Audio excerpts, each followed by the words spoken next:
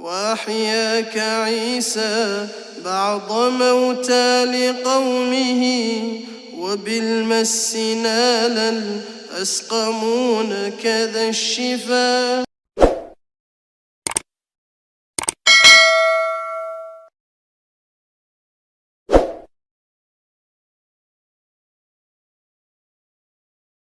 comme ni ngeen ko xamee te ñun dañoo pare léegi nii si réunion bu ñu doon def pour préparer wàccaayu gàmmu international bu Medina Baye muy gàmm goo xamante ni ñoo ngi ko séntu vers le 15 septembre 2024. comme ni ñu ko daan defee nag suñu jubloo si gàmm gi comité d'organisation bi dafa am benn cahier de sollicitation pour ñu daan dicter maanaam day tënk lépp li nga xamante ni ñoo ngi koy xaar si administration pour gàmm gi mën a jaar si anam yu mën a jaar yoon yu mu caay sollicitation yooyu maanaam xaar yooyu ñuy xaar si administration laal na wàllu santé laal na wàllu assainissement laal na wàllu yoon yi laal na wàllu sécurité suñ si tànnee lu mel ni sécurité rek gis nañ effort bi nga xamante ni police ren prévoir na pour def parce que commune Kaolack comme ni nga ko xamee police moo koy gérer daaw 700 éléments leen indi woon ren di leen indi 800 éléments donc gis ni tegal nañ si téeméeri éléments yu ñu war a indi soo jëlee si wàllu assainissement également am na jéego yu am solo yu ñu jàpp def par rapport ak l'année dernière ak sécurité civile sapeur pompier yi mais ma doon fàttali nag dafa nekk gàmm goo xamante ni ren dañ koy organiser ànd ak ñetti mandarga bi si njëkk mooy si période nawet la nekk te ku xam nawet xam Kaolack dëkk boo xamante ni la inondation daf fi bëri d'ailleurs depuis boobu Kaolack rek moo fi nekk commune bi nga xamante ne amoon na fi inondation fan yële si ginnaaw parce que si ñetti waxtu amoon na 95 millimètres yu ñu recevoir mu xawoon fi créer ay jafe-jafe mais risque boobu dañ ko jël si cadre global dispositif di mettre en place pour bañ inondation am fii si Medina Baye. beneen mandarga bi biy marqué gàmmu ren bi mooy contexte épidémiologique dafa am feebar yuy wàll yu bees yu fi xew temps yële am na benn cas bu nu amoon gën gi néew mu jël ko en charge très rapidement donc variole bi yéen dégg ñu koy wax Crimée du Congo ñoo ngi koy dégg ñuy wax fu nit ñi di daje nag day day laaj ñu jël matuwaay yooyu bañ fièvre yooyu épidémie yooyu dugg fi. beneen élément de contexte muy ñetteelu mandarga bi mooy su ne suba la gàmm muy la 14 dañuy inaugurer esplanade bi muy Mawlud Nabi mu nekk inauguration boo xamante ni dafa am fu mu àgg sëñ bi am ay muxaddamu baay yu muy invité yuy jóge si yeneen gox yi si yeneen réew yi donc mu nekk événement bu rëy à la dimension du gàmm donc mu nekkoon beneen élément bu ñu war a jël en charge pour mun a jël dispositif approprié en termes de sécurité surtout pour gan yooyu nga xamante ni sëñ bi moo leen invité ñu ñëw si jàmm delluwaat si jàmm bañ a am benn gàllankoor. waaw alhamdulilahi rabil alamin ñu ngi sant yàlla tabaraka wa taala di julli ci sang bu tedd bi sayyidina Mawlana Muhammad rasulullahi sallallahu alayhi wa sallam di gërëm suñu sëriñ Cheikh Ahmad Tidiane ak ki nga xam ne moo waral gàmm ci Medina Baye ñu Mawlana Cheikh l'Islam Alhaji Ibrahima Niass radiyallahu anhu nga xam ne bu weer wi teroo dafay wax ne haniyan li Ibrahima laaxa hilaaluhu hilaalun badali naadirina jamaaluhu maa ngi ndokkeel sama bopp man Ibrahima mu ne mu ci boppam moom Mawlana Cheikh Ibrahima Niass waaye mu ne sama weer wi teru na loolu dayoo mbëggeel lay tegtal Cheikh Ibrahima mi nga xam ne moo waxoon ne ala fashhadu anni uhibbu Muhammada na ngeen seedee ne man ku bëgg yonantu la Muhammad sallallahu alayhi wa sallam loolu li koy dëggal mooy doomam yëpp yonantu leen tuddee dëkk bi Medina xam ne na yonantu bi ci siira waaye xam ne na ko tamit ci xam yàlla ci xaqiqam ba ne nuuruhu awwalul wujudi wujuda foofu asul usuli wal anjaali leeru yonantu sallallahu alayhi wa sallam mooy cosaani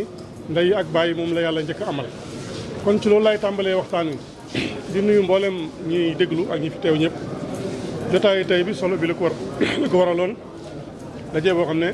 comité d'organisation bi muy COMAF ñu doon dajee ak monsieur le gouverneur ak mboolem service yi nga xam ne nii ñi ngi aju ci Kaolack yu aju ci gouvernement yu aju ci société yi doon waxtaanee cahier de sollicitation yi nga xam ne moom lañ leen joxoon pour ñu càmbar ko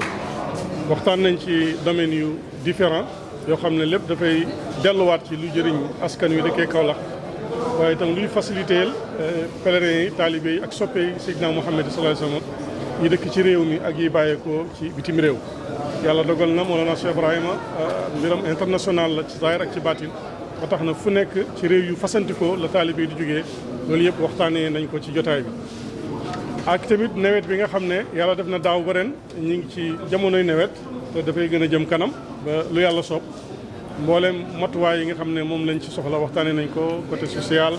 côté yoon wi nga xam ne taalibe yi ak soppe yi jógee ci bitim réew ñu ñaan chauffeur si ak ñi nga xam ne ñoom ñooy apprenti yi ñu bàyyi xel yoon yi bu baax di daw ndànk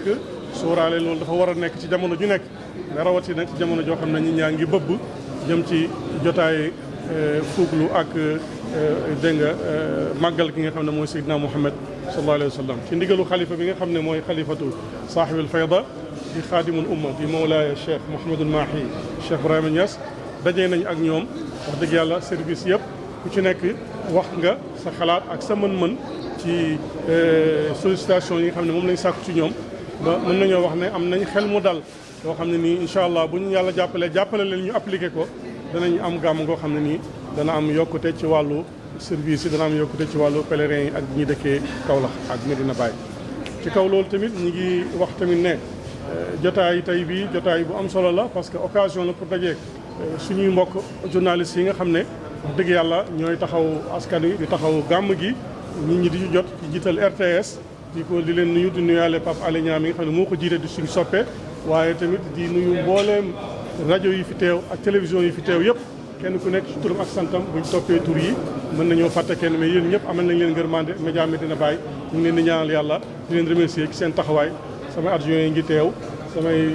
mbokk ak yenn ci président commission yi teew nañ ci jotaay bi kon lu ñu def lu may remercier ñëpp ñaanal tamit monsieur le gouverneur bi nga xam ne mooy fi jugee war a dem Ndakaaru wax dëgg yàlla seede nañ ci moom seede yu rafet ñi nga ñaan fi mu jëm ak confiance bi nga xam ne moom la président am ci moom ba tabb ko mu matee ko taxawu Sénégal taxawu ko bu baax a baax ñi ngi ñaan tamit ci gàmm gi nga xam ne ñi ngi soog a dugg ci gouvernement bu bees boo xam ne nii ñi ngi taxaw pour taxaw askan wi sénégalais yi am confiance ci ñoom ñu ngi toll ni gàmm Yonent sallallahu alayhi wa sallam amul lu ko ëpp kon nag monsieur le président Mamadou Bachir Diomaye Diakhar Faye ñu ngi lay ndokkeel ci at mu bees mi nga xam ne yaa jiite Sénégal ñuy defal gàmm fii ci dëkk bu tedd bi nga xam ne Cheikh Ibrahima waxoon na ne mbootu Yonent sallallahu alayhi wa sallam royaat na fii mbootu Yonent bi royaat na ci jëmmam kon ñu ngi leen di ñaanal gàmm gu mucc ci ayab di leen ndokkeel ci seen nomination yu bees yi nga xam ne def ngeen ko ci premier ministre bi Ousmane Sonko ak mboolem ñi aju ci yow ñaan yàlla dafa leen jàmm yéen gën a fàttali askan wi yéen gën a fàttali l'islam bi yéen gën a fàttali al Quds mooy mbokk yi nga xam ne mooy ca Jérusalem nga taxawaay bu rafet ca Gambia défendre leen ñi ngi ñaan yàlla di au Sénégal yëpp di au jullit ñëpp ñu bàyyi leen xel am na journée boo xam ne journée internationale la pour Quds ci gàmm gi ñi ngi koy fuglu di ñaan àgg ci jàmm waaye tamit esplanade bi nga xam ne sëriñ bi itteewoon na ko bañ tabax ko ba mu yemb moom it ñu ngi ciy xaar taalibe yi ak soppe ak journalistes yi ñu ñaan ñu fekk ko jàmm yàgg taxawaay bi mel nii yal na yàlla dimbali islam yàlla la def jàmm Sénégal def ko ci boolem umma islamiya loolu laa amoon kàddu ci lu may wax wasalaamaaleykum wa rahmatullahi taala wa barakatu. Je m'appelle Cheikh Tidiane Gaye, un des adjoints au président du COMAF. Qu'est-ce qu'on pourrait dire après cette rencontre? Merci beaucoup. Après cette rencontre, nous commencerons par remercier Allah subhanahu wa ta'ala et prier sur son prophète, paix et salut sur lui. Remercier le gouverneur de la région de Kaolack et l'ensemble du CRD qui l'a accompagné ici aujourd'hui pour tenir cette réunion préparatoire du Mawlud international de Medina Baye Niass. Au sortir des échanges, je peux dire que le comité d'organisation en est sorti satisfait, tranquillisé à cause de tout ce qui est engagement qu'il a entendu ici de la part des services représentés, mais également de l'expérience qu'ils ont sur l'organisation du Gamou de Medina Baye. La particularité de cette année, c'est dans ce contexte d'hivernage que va se tenir le Gamou. Et qui dit hivernage dit certainement probabilité d'inondation et tout. Mais là, je pense que l'État sénégalais a mis en place des mesures préventives de sorte qu'au cas où la pluie nous accompagnerait à la célébration du Mawlud, les mesures nécessaires seront prises pour gérer correctement la situation. Notre attention également a porté sur les aspects sécuritaires, mobilité, à cause de la position de Kaolack comme ville-centre, ville Carrefour, qui est traversé par beaucoup de gens pendant ces jours de Mawlud. Donc, nous attendons des services tels que l'Ageroute, des mesures particulières pour mettre en état la voirie urbaine pour que les gens vraiment puissent circuler de la meilleure des manières pendant ces jours de Mawlud. Il en est de même pour des questions qui relèvent du ravitaillement en eau potable, mais également de l'évacuation des eaux usées et probablement des eaux de pluie, comme je disais tantôt. Donc vraiment, globalement, on a fait le tour de la question sur le plan sanitaire également, avec l'accompagnement des structures de talibé comme Baye Assistance Médicale et l'ensemble des autres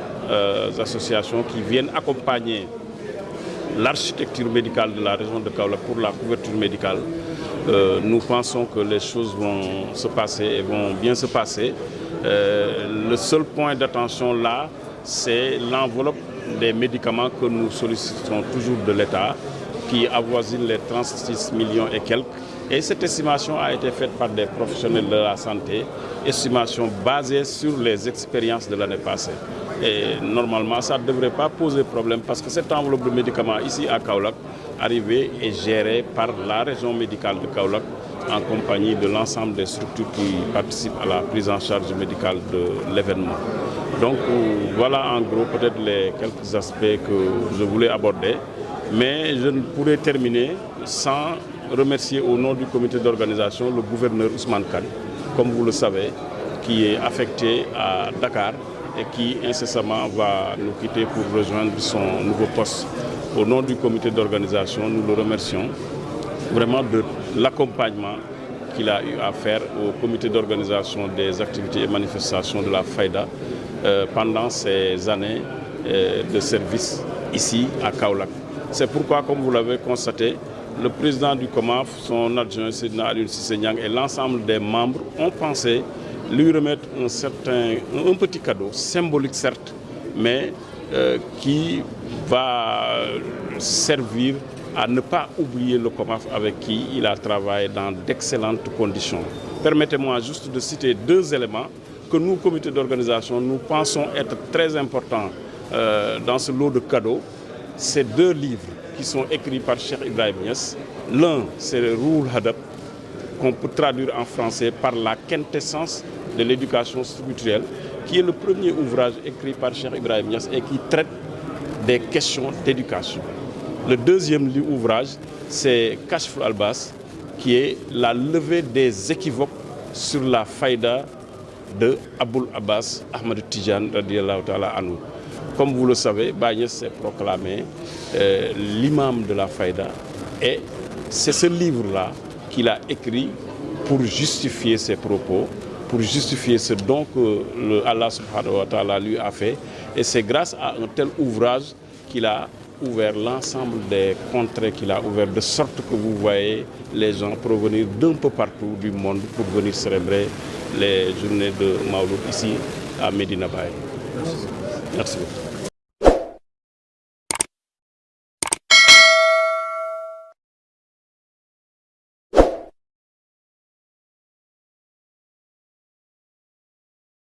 وأحياك عيسى بعض موتى لقومه وبالمس نالا أسقمون كذا الشفا.